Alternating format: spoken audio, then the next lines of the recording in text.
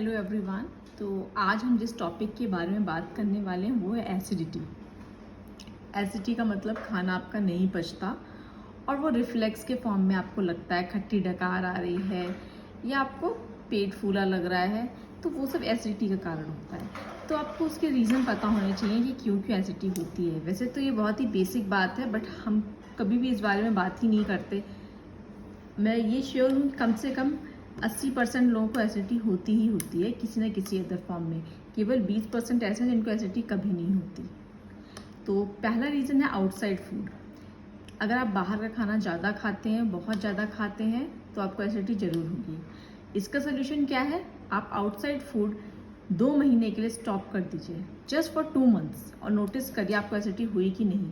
अगर आपको नहीं होती है तो दैट मीन्स वही उसका रीज़न है। तो हर चीज़ को फॉलो करने के लिए आपको एटलीस्ट 1 से 2 महीने देना पड़ेगा।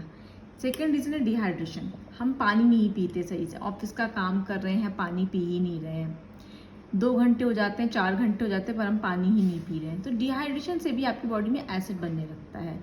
तो ज़रूरी है कि आप पानी खूब पीजिए।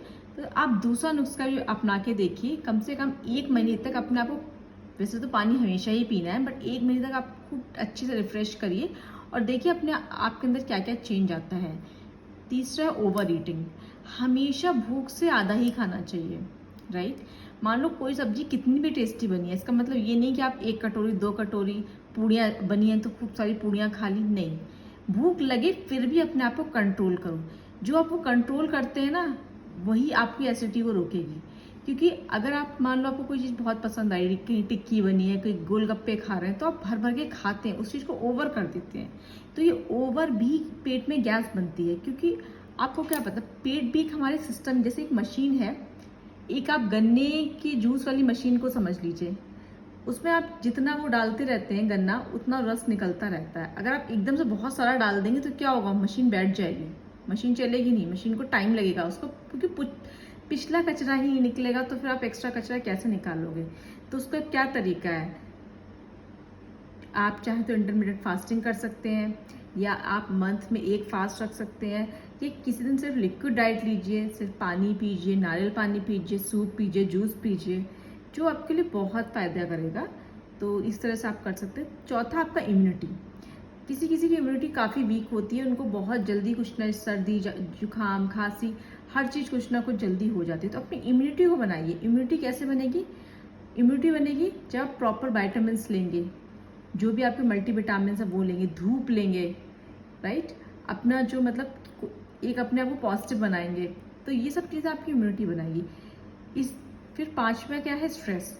स्ट्रेस भी बहुत बड़ा रीज़न है एसिडिटी का। जब आप सोचते, कभी आपको डर लगता है तो पेट में गुड़गुड़ होने लगता है, ये कभी आपको सोचते हैं एकदम से नेगेटिव से, तो पेट में हमारा जितना भी चीज़ें हैं वो पेट से रिलेटेड है। सबसे पहले पेट पे लगता है गुड़गुड़ गुड़गुड़, हाय मेरे पेट में गुड़गुड़ सा हो गया, एकदम से डर लगता है तो आपका पेट गुड़गुड़ाने लगता है। तो ये सारी चीज़ें आपकी स्टमक से ही रिलेटेड है, और स्ट्रेस तो बहुत ही कॉमन रीज़न है इसका। इसलिए लाइफ में खुश रहिए, इंजॉय करिए, किसी चीज़ से डरिए मत, किसी चीज़ को के बारे में ओवर थिंकिंग मत करिए, जस्ट एंजॉय। और सिंपल सा रूल है, अगर कोई प्रॉब्लम है तो उसका सोल्यूशन भी होगा, और सोल्यूशन है तो सोल्यूशन पे काम करो, राइट।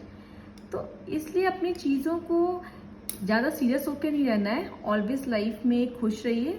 और ये जो सारे 5 पॉइंट्स हैं, इन पे ध्यान दीजिए, सो दैट हम सभी एसिडिटी से जो जूझ रहे हैं लोग, सबको इसमें फ़ायदा हो, थोड़ी या कम। एसिडिटी इज एसिडिटी, तो दैट्स इट। और अगर इसके बाद भी आपको फ़ायदा नहीं मिलता है तो ऑब्वियसली मैं हमेशा कहूँगी आपको डॉक्टर से ज़रूर कंसल्ट करें।